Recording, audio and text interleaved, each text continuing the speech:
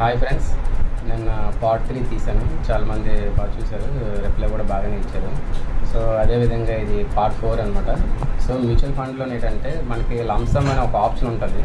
So lump sum అంటే ఏంటంటే మనం ఒక్కసారిగా అమౌంట్ పెట్టడం అనమాట.